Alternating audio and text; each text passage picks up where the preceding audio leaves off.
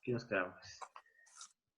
Hablábamos de que la mayoría de las plantas contienen flores y semillas. A ver, las plantas las vamos a encontrar, digo, las semillas las vamos a encontrar protegidas dentro del fruto, pero únicamente cuando estamos hablando de las angiospermas. Recuerden que el sufijo griego, esperma, significa semilla. Ese sufijo sí hay que aprenderlo. Los otros no importan tanto.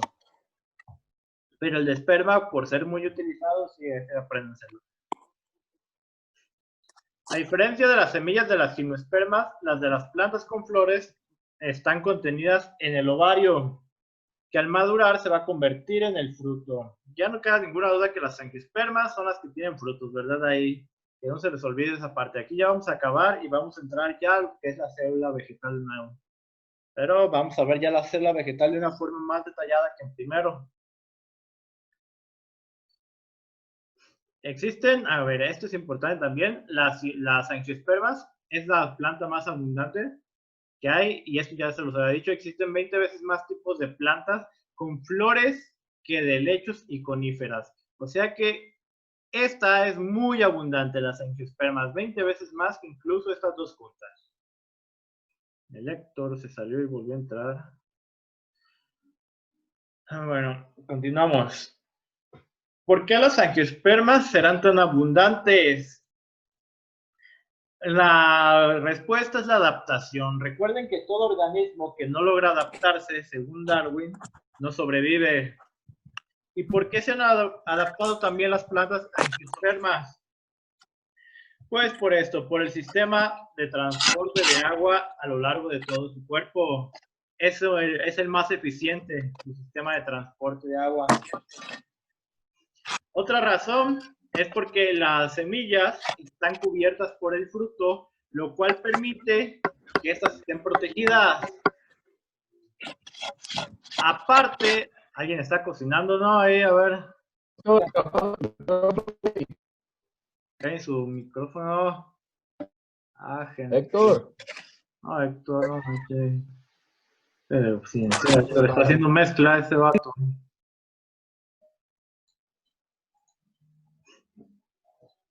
Oye, entonces, la razón de las más importantes es que la semilla está encerrada en el fruto, lo que permite proteger a la semilla y lo que permite que ciertas especies de animales lleguen por el fruto, se lleven ese fruto lejos del árbol, esparzan la semilla, se terminan en el fruto y muchas veces dejan la semilla tirada, termina la tierra y se reproduce una nueva planta.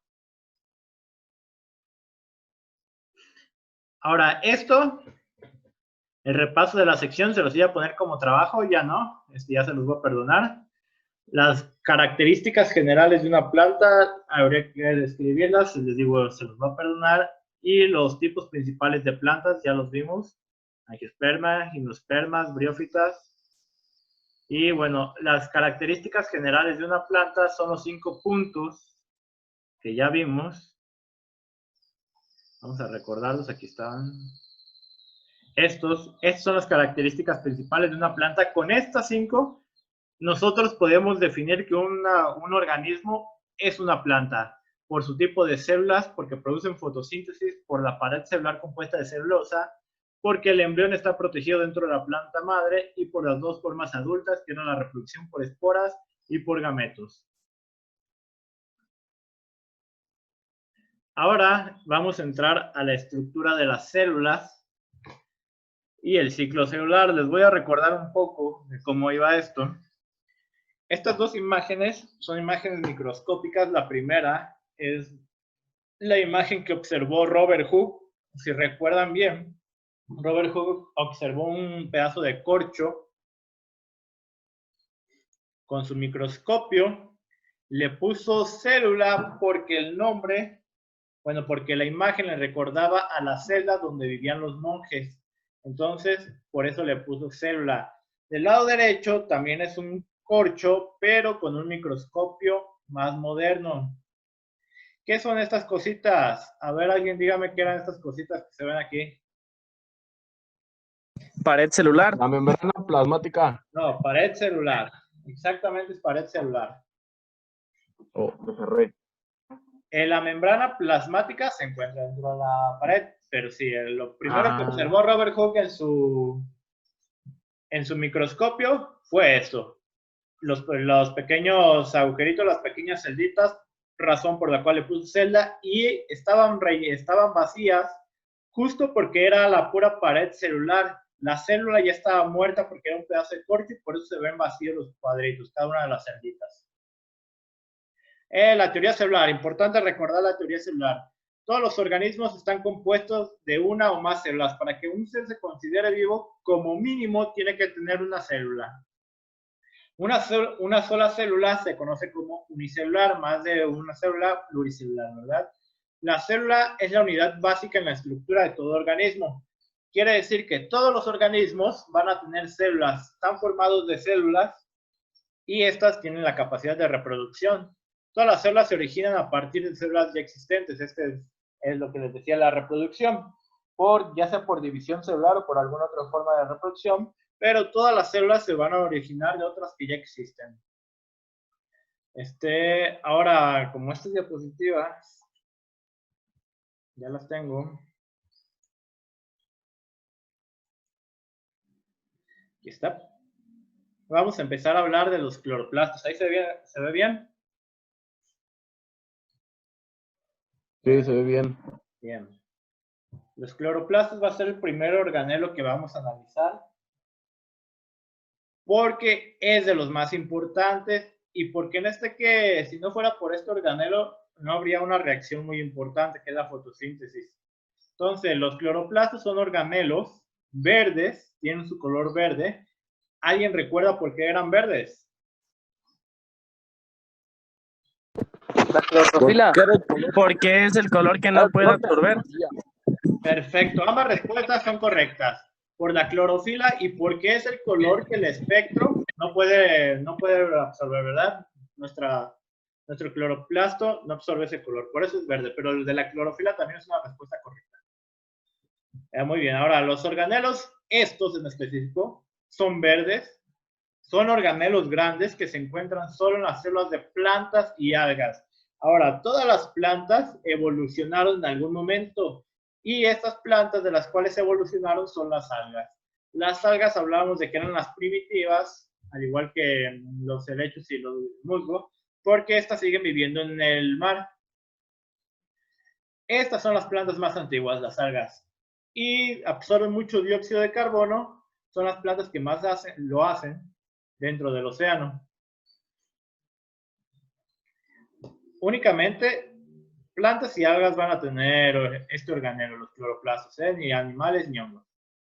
Ahora, este era uno de los organelos más complejos. Este es un organelo de doble membrana. Si recuerdan, teníamos pocos organelos de doble membrana. Este es uno de los pocos.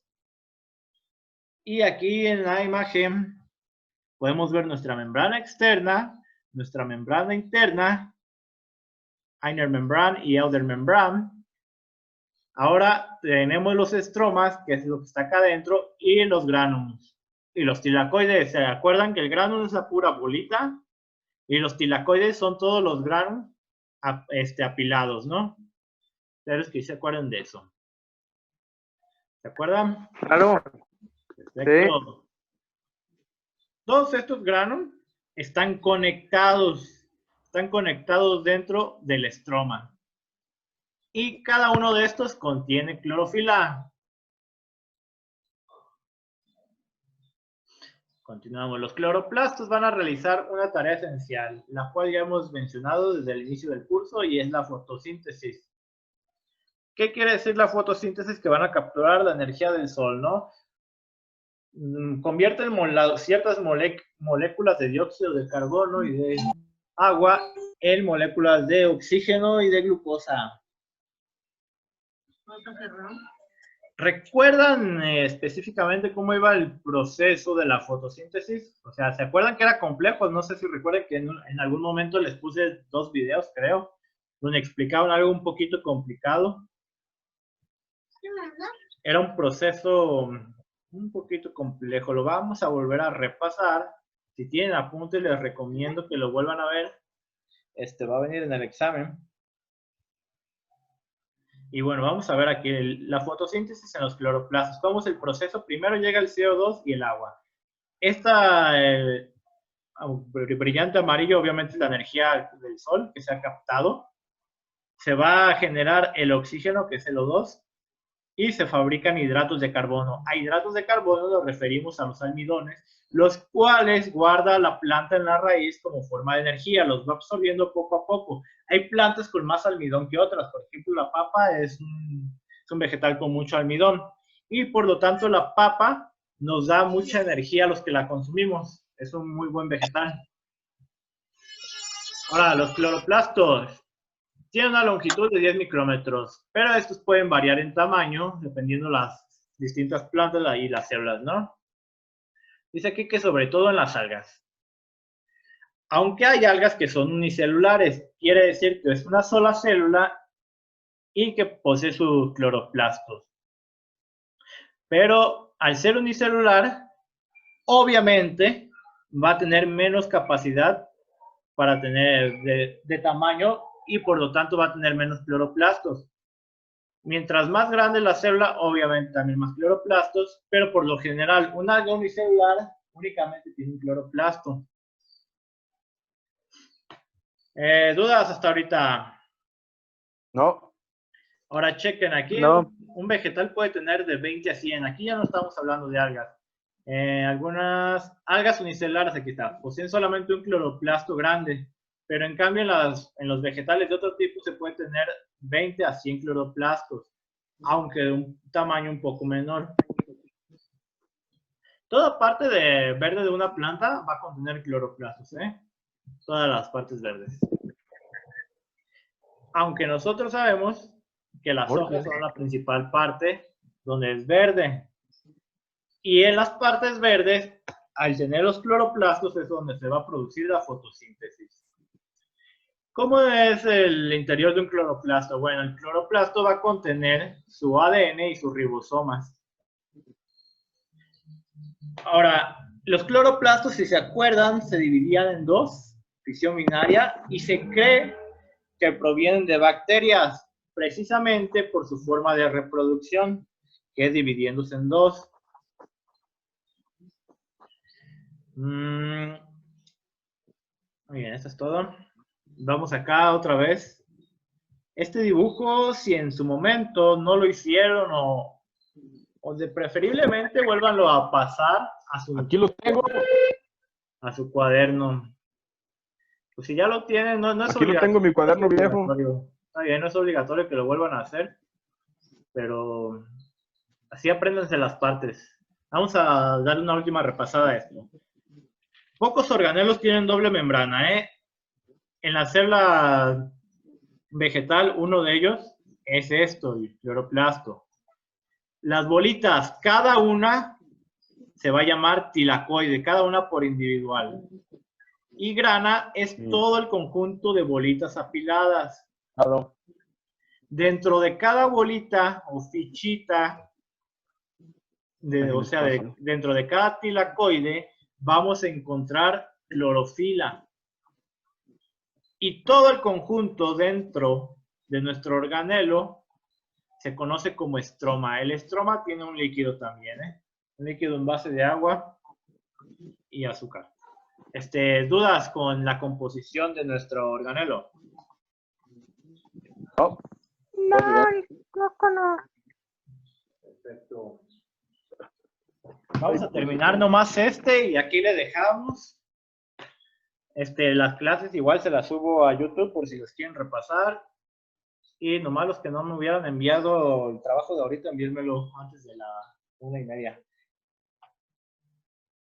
Bueno, los que ya me dijeron que no podían salir del trabajo, pues está bien.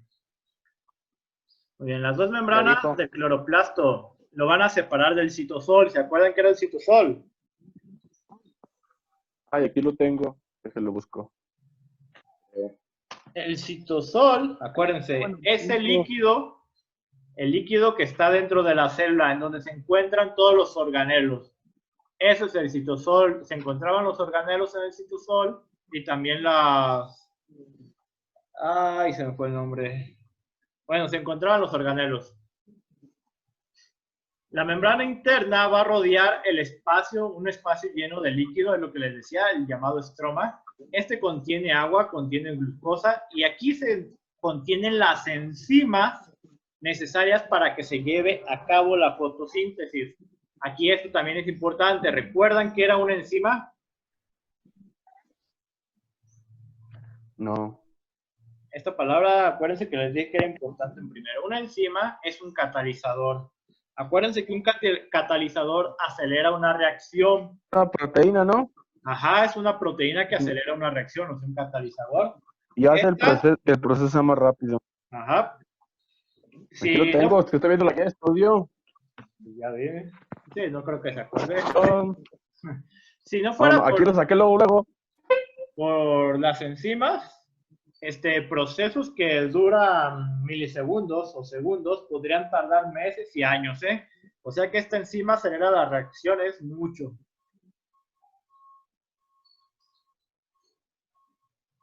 Muy bien, suspendido en el estroma se encuentra el sistema de membranas. Este sistema de membranas no es otro que nuestros sacos llamados tilacoides. Y todos están conectados, ¿eh?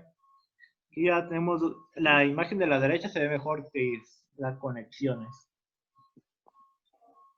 Ahora, los tilacoides están organizados en las pilitas que se llaman grana. Y pues ya les expliqué que dentro se encuentra la clorofila. Entonces vámonos rápido. El color verde de las plantas es debido a la clorofila que se localiza en la membrana tilacoide. Por eso les decía que ambas respuestas eran correctas. Esa es la molécula de clorofila. Y sí, son verdes por la clorofila, pero a la vez la clorofila es verde porque es el color que el espectro no puede reflejar, ¿verdad? En las plantas. Ahora, los cloroplastos pertenecen al grupo de organelos conocidos como plástidos. Y los plástidos van a tener ADN y son producidos mediante la división de los plástidos existentes, o sea, por división binaria, es la forma de reproducción. Otros tipos de plástidos son los cromoplastos y los leucoplastos. De estos ya hemos estado hablando, simplemente no habíamos dado estos dos nombres, pero los hemos estado mencionando durante el curso. ¿Se acuerdan cuáles eran los cromoplastos y los leucoplastos? ¿No lo tiene ahí, mi Jaime? ¿Qué? ¿Los qué? Los cromoplastos y leucoplastos. Cromoplastos y loco. ¿No se acuerdan? Hemos estado hablando Dice, son de que la Son planta... plástidos sin pigmentos. Ajá. Son plástidos sin pigmentos que almacenan almidón en las células y muchas semillas, raíces y tubérculos. Ahí está, correcto. Les decía, hemos estado hablando de que la planta almacena almidón en las raíces como forma de energía. Entonces, aquí nosotros tenemos estos dos, cromoplastos y leucoplastos. Importante, también échenle foto, ¿eh? Ahora, los cromoplastos van a contener pigmentos, los cuales van a dar color a ciertas flores y frutos. Esto sirve para que se atraigan ciertos animales y ciertos insectos. ¿De qué nos sirve atraer animales? Pues de que se comen las frutas y dispersan las semillas. Aparte de que le hacen cierta poda al árbol o a la flor, ¿no? A la planta. ¿Y de qué nos sirve traer insectos? Prácticamente de lo mismo y para esparcir el polen. Ahora, los leucoplastos son los que acaba de mencionar Jaime, son los plásticos sin pigmento y estos sirven para que se almacene el almidón en las células y en algunas células y muchas semillas, raíces y tubérculos. Se almacena el almidón por lo general en las raíces y sirve como fuente de energía. El almidón no es otra cosa que la glucosa que se forma en la fotosíntesis. ¿Dudas? No. Nel. Pues aquí está el almidón. ¡Uy, güey! ¿Es el qué? Estos alimentos, todos estos alimentos contienen almidones. Los ajos. Todo, ajos. No, ajos. No son nada. ¿Qué chingados hay ahí? No son ajos. No son ajos, pero sí, todo este alimento contiene almidón, ¿no? Algunos ya están procesados, pero recuerden que el almidón no es otra cosa que la reserva de energía de las plantas, ¿eh? Y de ahí salen muchos alimentos que ya se procesan. ¿Dudas? Aquí me hace falta ya que explicar qué es el almidón, ya se los dije varias veces. Necesito que me digan si hay dudas. No, yo bien. Muy bien, ya vamos a entrar prácticamente a la partecita difícil. La fotosíntesis. La fotosíntesis la hemos estado hablando hasta ahorita a grandes rasgos. Pero recuerden que tiene mucha profundidad esta reacción. Esta es una reacción química. Esta reacción, recuerden que tenía un balanceo de la ecuación. También espero que se acuerden del balanceo por método tanteo o redox, no sé si hayan visto algún otro. Aquí lo tengo. Algebraico, el que hayan visto, ¿verdad? Muy bien. La fotosíntesis es realizada por células que van a poseer clorofila y a fuerzas.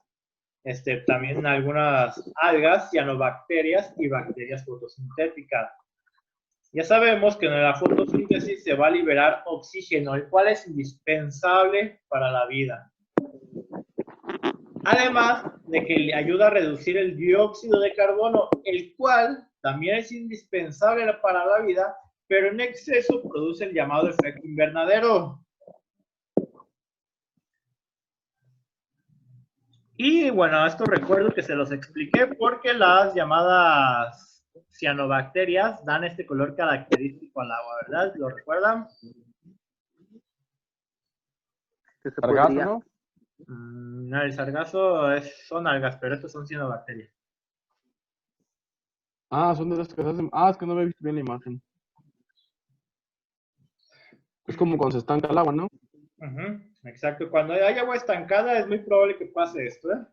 En el mar también sucede, pero es más frecuente en el agua estancada, o probablemente pasando por algún rancho lo hemos visto. Sí. Oye, profe, ¿qué pasa con el sargazo? ¿El sargazo? ¿Qué pasa de qué? Específica la pregunta, a ver. O sea, Sí, ¿por me qué es un problema? ¿Por qué se origina? Sí. No, por problema. El por qué se origina el sargazo es por el alga, ¿no? Por la cantidad de materia orgánica que tiene el agua. Como hay mucha materia orgánica, se reproducen más rápido las plantas. Las algas empiezan a tener muchos nutrientes. ¿Y por qué hay más materia orgánica? Pues porque se le agrega más contaminación. Muy probable el agua de hoteles, de los hoteles con caquita y todo lo que ustedes quieran, cae en el mar, lo cual eso da nutrientes. Al fin y al cabo, la caquita son nutrientes, ¿no? Lo cual aprovechan las algas, se reproducen más fácil y aparte, pues el calor que va intensificándose por el cambio climático y todo eso, pues nos genera este tipo de fenómenos. El problema aquí es que cuando se empieza a crecer tanto el alga, empieza a disminuir la cantidad de luz que entra al fondo del mar. Como entra menos cantidad de luz, también hay menos oxígeno y hay especies que necesitan de esa luz. Entonces ahí empieza a haber un desequilibrio. Y por eso es un problemilla ahí de repente difícil de controlar. Muy bien, volviendo a nuestra ecuación de la fotosíntesis, esta que necesito que recuerden cómo se balanceaba, ¿verdad? O que se la memoricen. CO2, ya sabemos, dióxido de carbono, H2O es el agua, de a fuerzas necesitamos luz. C6H12O6, esta en conjunto es la glucosa, de aquí es el llamado almidón, y esto es nuestro oxígeno, aunque aquí esto no es un 6, aquí debería ser un 2. Ahí está mal, eso es hay un error en la imagen, debe ser O2. Sí. ¿Qué más les digo de aquí? Creo que es todo esto. Muy bien. Los organismos fotosintéticos, ya se acaba el tiempo. Utilizan materias primas de baja energía. De baja energía se refieren a estos, al agua y el dióxido de carbono. Y producen azúcares de alta energía. De alta energía porque sí, realmente el almidón produce mucha energía. Por eso les mencionaba hace rato que la papa es un alimento muy energético, muy bueno en fuente de energía. Y liberan oxígeno también. Además, no solo se produce como desecho esto y esto, o sea, la glucosa y el oxígeno, también el agua, ¿no? Ahora, el proceso inverso de la fotosíntesis es otro ciclo, el llamado ciclo de Krebs. Ese recuerdo que no lo vimos porque ese no es muy complejo y todavía no comprendíamos bien lo que era la fotosíntesis. Aquí tampoco lo vamos a ver realmente porque a nosotros nos interesa este ciclo. El ciclo inverso no nos interesa tanto. Al ciclo inverso también se le conoce como respiración celular, ¿eh? Muy bien, ahora esto ya no lo brincamos. Y aquí está lo que ya mencionaba al inicio. La clorofila es el pigmento fotosintético, es decir, el que absorbe más luz para que se realice la fotosíntesis. Y aquí ya teníamos nuestro espectro con toda la gama de colores. Ahora recuerden que el color verde es el que no absorbe, ¿no? Entonces, por eso que es de ese color la clorofila. El proceso de la fotosíntesis va a incluir dos fases, que es las reacciones dependientes de la luz y las independientes de la luz. Creo que aquí le vamos a dejar porque ya se me acaba el tiempo de la videollamada y esta partecita ya es la más compleja, en la que empezamos a hablar de las moléculas NADP, las moléculas transportadoras. ¿Recuerdan que hablábamos de esto? Que les decía que esto era lo complicadillo. ¿Sí se acuerdan cuando vimos esto? No. Sí.